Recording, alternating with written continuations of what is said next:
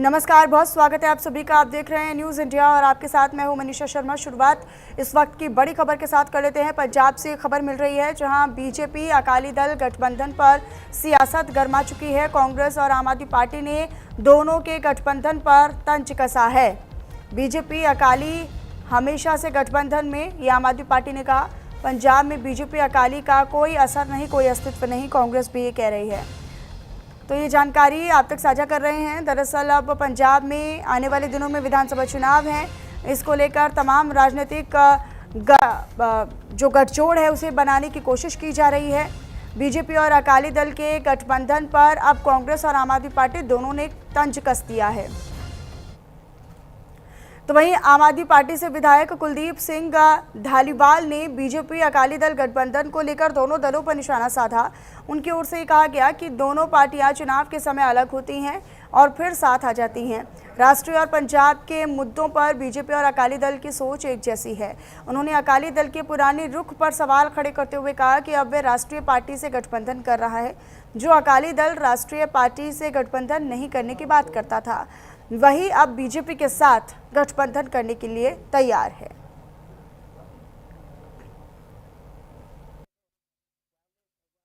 ਜਿਹੜਾ ਕਾਲੀ ਬੀਜੇਪੀ ਦਾ ਗੱਠਜੋੜ ਹੈ, ਪਹਿਲੀ ਗੱਲ ਤੇ ਇਹ ਕਿ ਪੰਜਾਬੀਆਂ ਨੂੰ ਇਹ ਸਮਝਣਾ ਚਾਹੀਦਾ ये गठजोड़ कभी भी नहीं टूटा।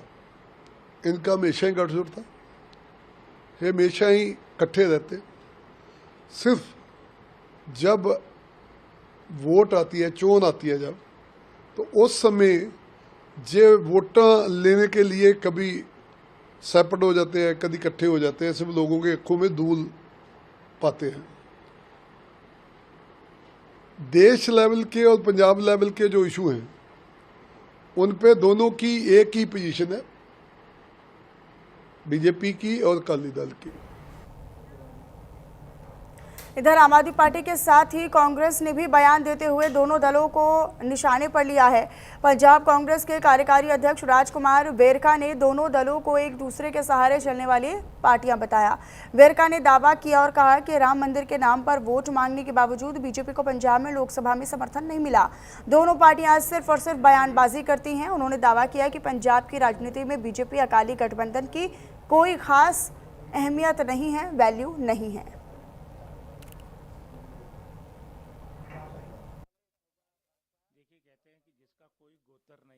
उसका कछाल गोतर, जिनको पंजाब में कोई पूछ नहीं रहा, वो कह रहे कि समझौता कर रहे हैं। भैया ये दोनों जमानत जब्त पार्टियां हैं, पंजाब में उनको कोई पूछ नहीं रहा। और बीजेपी ने जब राम मंदिर के नाम पे, मोदी के नाम पे पंजाब में वोटें मांगी थी, तो पार्लियामेंट में एक भी सीट इसको नहीं मिली थी। और यही हाल अकाली दल का भी है। और ये दोनों पार्टियां मैं समझता हूँ फेल है, जुमलेबाज पार्टियां हैं और इनका कोई यहाँ भाव नहीं है मार्केट में। मार्केट में इनको कोई पूछने वाला नहीं है। और आप ये देखिए कि यहाँ जिस धर्म को लेकर के, जिस फिरकों को लेकर ये पार्टियां बनी थी, अरे वो हिंदुओं को लेकर पार्टी बनी थी, ये सिखों को लेकर के पार्टी बनी थी। जो फिरका परस्ती को लेकर पार्टियां बनी हैं वो पंजाब में नहीं चल सकती। अमृतसर बस स्टैंड के पास शहीद भगत सिंह मार्केट की एक दुकान को लेकर दो पक्षों में मालिकाना अधिकार और किराएदारी का विवाद सामने आया है। दरअसल पवन कुमार का दावा है कि उनके पिता ने 2010 में दुकान किराए पर ली थी और 2018 में दोनों पक्षों के बीच में बिजनेस पार्टनरशिप भी हुई थी। अब उन्होंने आरोप लगाया कि 2018 से किराया और पार्टनरशिप अकाउंट का हिसाब नहीं दिया गया और 2024-25 में यानी वित्त वर्ष में दुकान अपने नाम कराने की कोशिश भी की गई। पवन कुमार ने गाली गलौज और जान से मारने की धमकी देने के भी आरोप लगाए हैं।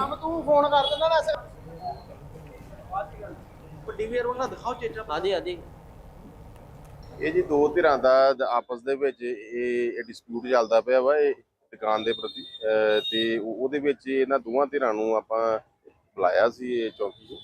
ਇਹਨਾਂ ਦਾ ਆਪਾਂ ਡਾਕੂਮੈਂਟਸ ਮੰਗਾਏ ਆ ਤੇ ਜੋ ਵੀ ਆਪਣਾ ਡਾਕੂਮੈਂਟ ਪੇਸ਼ ਕਰਨਗੇ ਉਸੇ ਮੁਤਾਬਿਕ ਆਪਾਂ ਜੋ ਵੀ ਹੋਊਗਾ ਔਨ ਮੈਰਿਟ।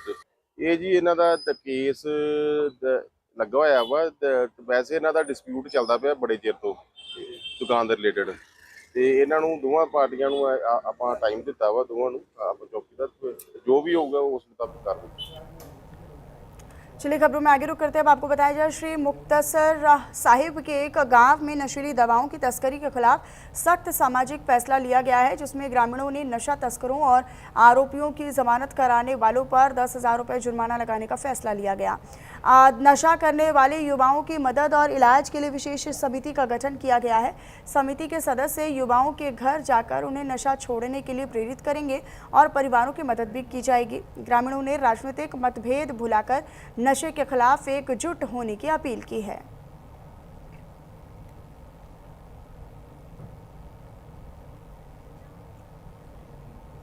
इधर गुरुद्वारा श्री फतेहगढ़ साहिब से माथा टेक कर लौट रहे पति पत्नी की सड़क हादसे में मौत हो गई।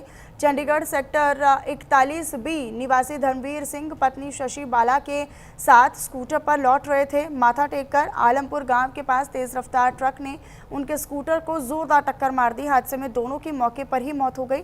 जानकारी मिलते ही बस्सी पठाना पुलिस जो है वो मौके पर पहुंची और ट्रक को अपने कब्जे में ले लिया गया। इधर पुलिस ने ट्रक चालक दलजीत सिंह के खिलाफ केस दर्ज कर कार्रवाई शुरू कर दी है। हाँ जी, कल एक सानू 3 वजे डॉक्टरी रुका शुरू होया सीगा भी नगावा आलमपुर कोटसूआ ते एक्सीडेंट होया ते कार्रवाई की जाए। ते असीं मौके ते पहुंच के देखा ते बजुर्ग सीगा धर्मवीर सिंह पुत्र लेर गुरदयाल सिंह ते उन्हां दी पत्नी दी शशि बाला जो गुरुद्वारा साहब फतेहगढ़ साहब तो मत्था टेक के वापस जा रहे थे पाया मरिंडा चंडीगढ़ ते अग्गों ट्रक आ रहा सी तेज रफ्तारी नाल ते कोई गड्डी नूं क्रॉस करदे सीगे ते अचानक सीधी टक्कर हो गई, सीधी मौके की मौत हो गई। बस इस संबंधी उन्होंने लड़के के बयान से मामला दर्ज करता 179 FIR BNS रजिस्टर करती। ट्रक मौके पर मिल गया सीगा, ड्राइवर फरार है। ये ड्राइवर दलजीत सिंह है जी पुत्र प्रेम सिंह वासी पिंड दोलोवाल थाना कीट बर्ताव रोकड़ जी। गुरुद्वारा श्री फतेहगढ़ साहिब से माथा टेककर लौट रहे पति पत्नी की सड़क हादसे में मौत हो गई है, जहां चंडीगढ़ सेक्टर 41B निवासी धर्मवीर सिंह पत्नी शशि बाला के साथ स्कूटर से लौट रहे थे, तो वहीं आलमपुर गांव के पास तेज रफ्तार ट्रक ने उन्हें टक्कर मार दी।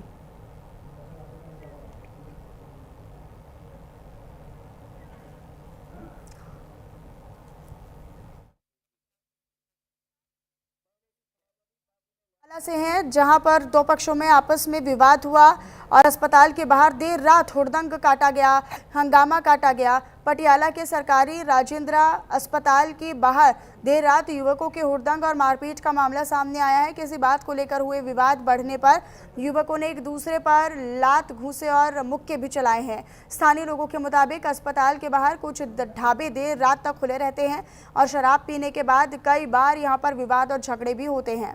तो वहीं मामले के सामने आने के बाद स्थानीय लोगों ने ढाबों की जांच और रात में पुलिस गश्त बढ़ाने की मांग की है। ये पंजाब के पटियाला से तस्वीरें आप तक साझा कर रहे हैं।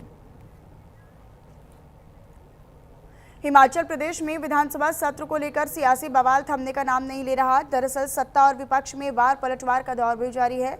इस बीच सीएम सुखविंदर सिंह सुक्खू ने विपक्ष पर गंभीर आरोप लगाए हैं। सुखविंदर सिंह सुक्खू ने बयान देते हुए कहा कि विपक्ष के पास कोई मुद्दा नहीं रह गया, घोटालों को छिपाने के लिए प्रदर्शन कर रहे हैं।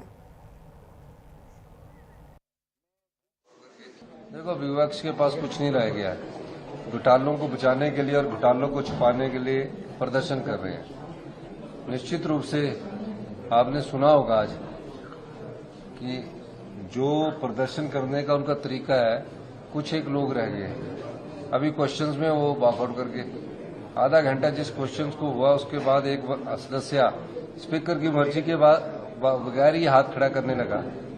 विधानसभा कानून से चलती है, रूल से चलती है, नियम बने हुए हैं लोकतंत्र में। उन नियमों का तो सम्मान करे करो, ये सम्मान करते नहीं है।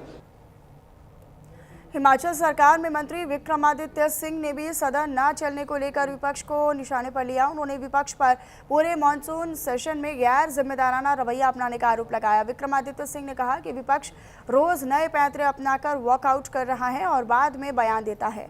उन्होंने कहा कि केवल लोकप्रियता हासिल करने से जनता के मुद्दों का समाधान नहीं होने वाला।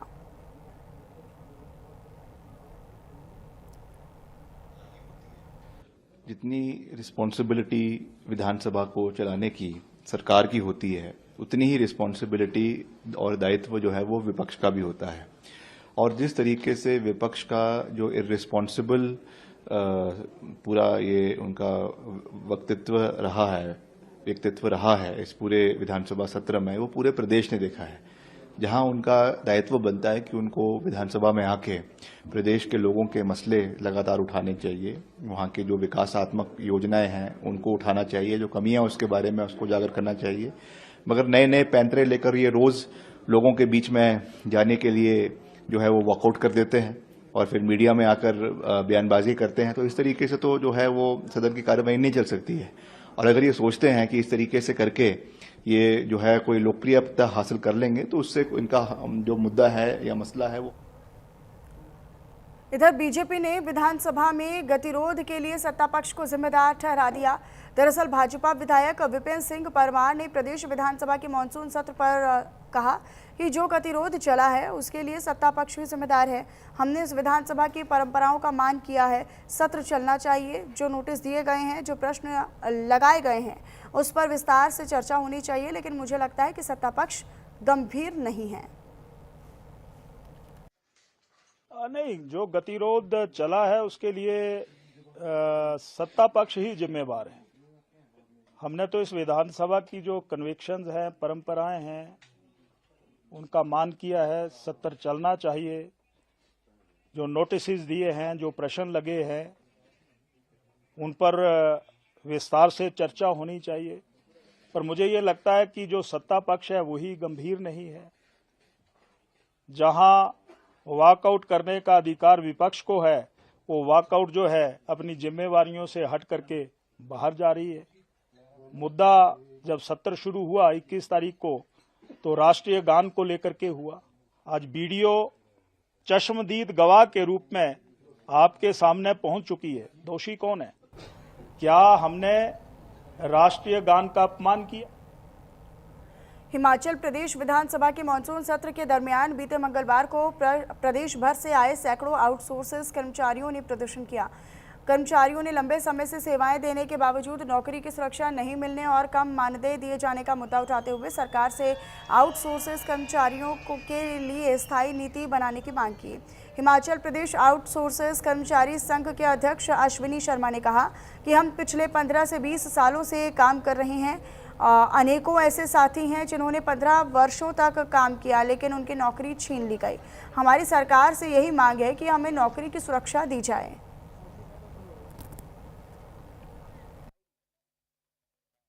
आज जो हम यहाँ पे आए हैं, अपनी मांगों को लेके आए हैं ताकि हम सरकार के सामने अपनी मांग उठा सके।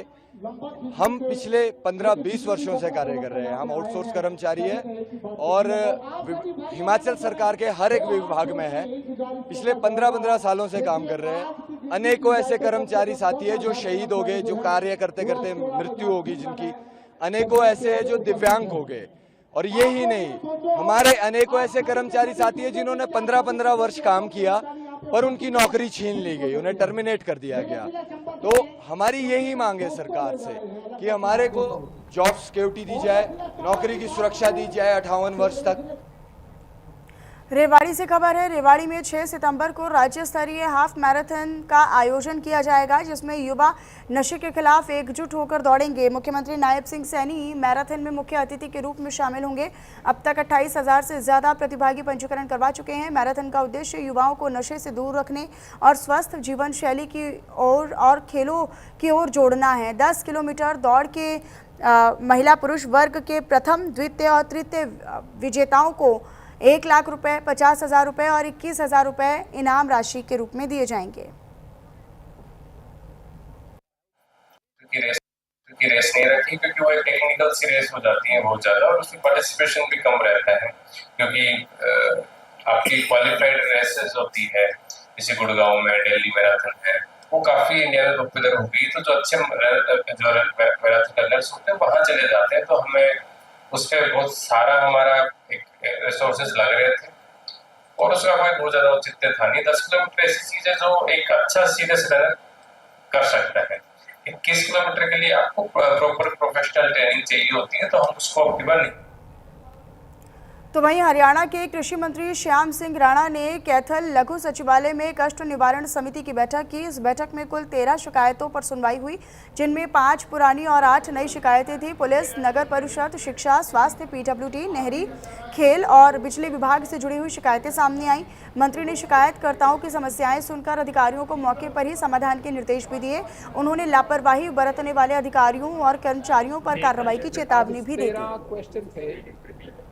इसमें से 9 फाइल, आज 13 क्वेश्चन थे, इसमें से 9 फाइल हो गए, 4 पेंडिंग फिर रह गए। इनको अगली बार अच्छे ढंग से करेंगे। हमने संतुष्ट करने की कोशिश की सबको। हमारा काम ये है उस शिकायतकर्ता की बात सुन के, ग्रीवेंसेस सुन के उसको संतुष्ट करना, ताकि वो उसकी परेशानी को दूर करना। वो हम कोशिश करते हैं साधारण तौर से, लेकिन हमने कोशिश भी की। इसके अलावा क्वेश्चन उतरी 13 थे, जिसमें 9 हो गए, 4। यमुनानगर से खबर है। यमुनानगर में कांग्रेस सांसद वरुण मुलाना ने सफाई कर्मचारियों की हड़ताल और छात्रों के बस संकट को लेकर हरियाणा सरकार पर हमला बोला। उन्होंने सीएम नायब सिंह सैनी पर सफाई कर्मचारियों के से किए हुए वादे पूरे नहीं करने का आरोप लगाया। मुलाना ने दावा किया कि कर्मचारियों की मांगों पर सुनवाई के बजाय उनके साथ मारपीट, गिरफ्तारी और अभद्र व्यवहार किया जा रहा है। तो वहीं बस संकट पर उन्होंने ये भी कहा कि 2014 के मुकाबले आज हरियाणा में रोडवेज बसें कम हैं और छात्र सड़कों पर उतरने को मजबूर हैं। तो वहीं चीनी के बढ़ते दामों पर भी उन्होंने सरकार को घेरा और एथेनॉल नीति पर सवाल खड़े किए।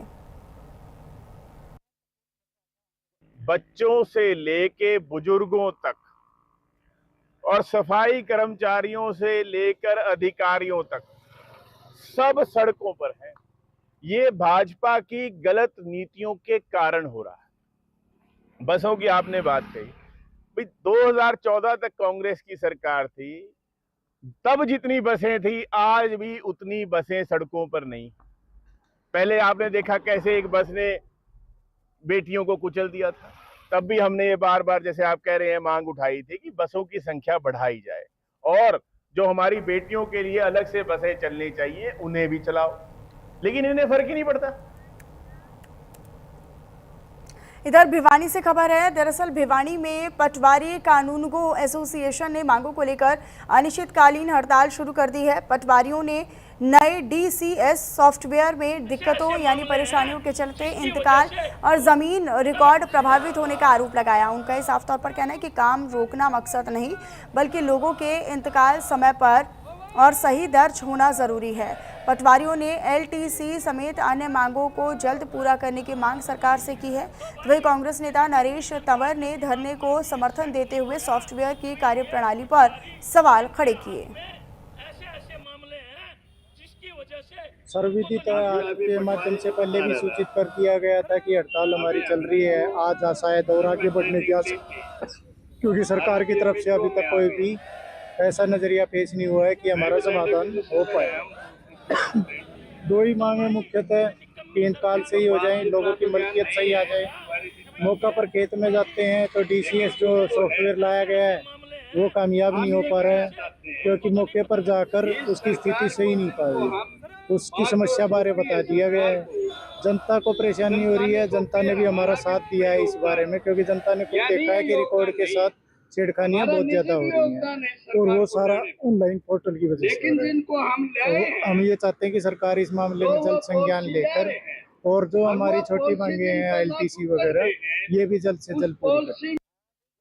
अनुगो सर्कल के जो लोग धरना धर रहे हैं, इसके मुख्य मांग इन लोगों की ये है, पटवारियों की, भाई जो सॉफ्टवेयर सरकार ने नया लागू किया है उसमें बिल्कुल ही गलत तरीके से इंतकाल वगैरह हो रहे हैं।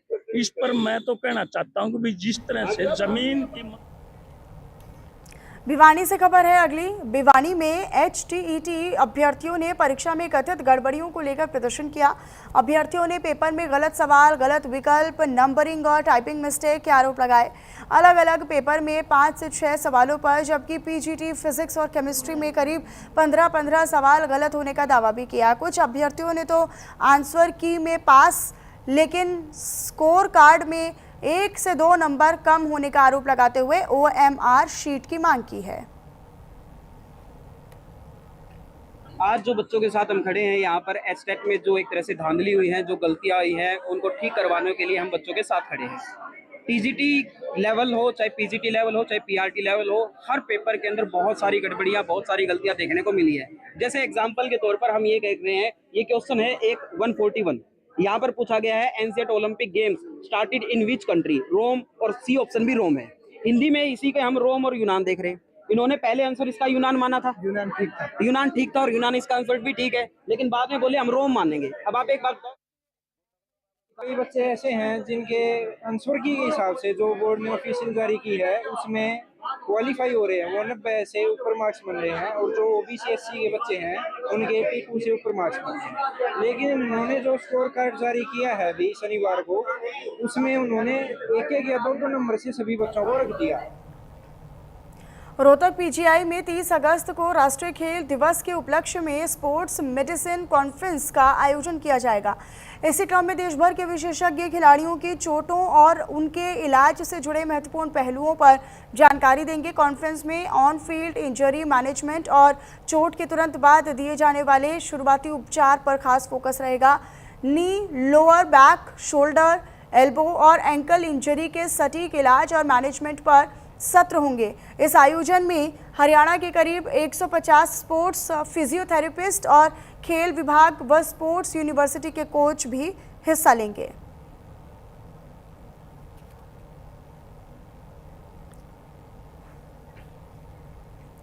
पंचकुला में मुख्यमंत्री नायब सिंह सैनी ने कॉमनवेल्थ गेम्स के हरियाणा के खिलाड़ियों को सम्मानित किया। पदक विजेताओं और प्रतियोगिताओं में भाग लेने वाले खिलाड़ियों को नकद पुरस्कार यानी कैश पुरस्कार प्रदान किए गए। सरकार की ओर से खिलाड़ियों की उपलब्धियों और खेलों में उनके योगदान को प्रोत्साहित किया गया।